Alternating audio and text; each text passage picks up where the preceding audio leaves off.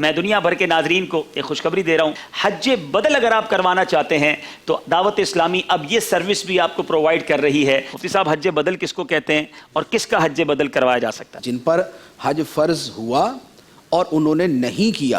حتیٰ کہ ان کی موت کا وقت قریب آ گیا اور اب جانے کی طاقت نہیں، تو اب ان کے اوپر لازم ہے کہ یا تو اپنی زندگی میں ہی، کہ جب پتہ کہ میں جا نہیں سکتا دوسرے کو بھیج سکتا ہوں، تو دوسرے کو بھیجنا ان کے اوپر فرض اپنے مال سے، اور اگر اس وقت نہیں تو پھر وصیت کر کے جانا فرض، یعنی مرنے سے پہلے یہ وصیت کرنا ضروری ہے کہ میرے مال سے، تہائی مال سے میری طرف سے حج بدل کروا دیا جائے۔ اور اگر کسی نے وصیت نہیں کی تھی، ٹھیک ہے، اب اس کے خاندان والوں پہ فرض تو نہیں ہے کہ وہ بھیجیں، لیکن حج نہ کرنے کی وجہ سے ہو سکتا ہے وہ بندہ عذاب میں ہو۔ اللہ، وہ دادا ہے، وہ دادی ہے، وہ نانا ہے، وہ نانی ہے، وہ باپ ہے، وہ ماں ہے، وہ جن کے یہ ورثہ ہے، ہو سکتا ہے کہ وہ حج نہ کرنے کی وجہ سے عذاب کے اندر ہو، فرض ترک کیا تھا،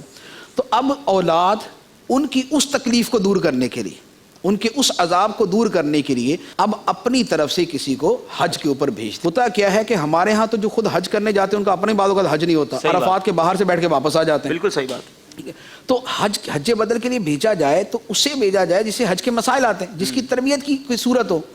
اور پھر اس کے دیگر مسائل کے اس کے اوپر خود حج فرض نہ ہو کہ خود حج فرض ہے اور اس نے اپنا حج کیا نہیں، دوسرے کا حج بدل کرنے نکلا ہوا، اس کے لیے مکروہ تحریمی ہے اس کو بھیجنا۔ ٹھیک ہے،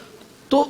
اگر اب چونکہ ہمیں اس کی اتنے مسائل پتہ نہیں ہوتے تو اس کا ایک آسان وے یہ ہے، تو اب الحمدللہ یہ اپارچونٹی اگر دعوت اسلامی کی طرف سے شروع ہوئی ہے تو بہت شاندار ہے۔ بہت سارے مدنی چل کے ناظرین پاکستان میں، دنیا بھر میں ہمیں دیکھ رہے ہوں گے، فون نمبر بھی اسکرین پر آپ دیکھ رہے ہیں، واٹس ایپ نمبر بھی دیکھ رہے ہیں، اور اس پہ رابطے کا جو ٹائم ہے وہ بھی دیکھ رہے ہیں، تو مجھے امید ہے کہ آپ کی طرف سے کالز آئیں گی، اور کیا پتہ آج اس بار اس حج بدل کی برکت سے ہمارے کتنے عاشقان رسول جو ہیں وہ حج کی سعادت کو تشریف لے جائیں گے۔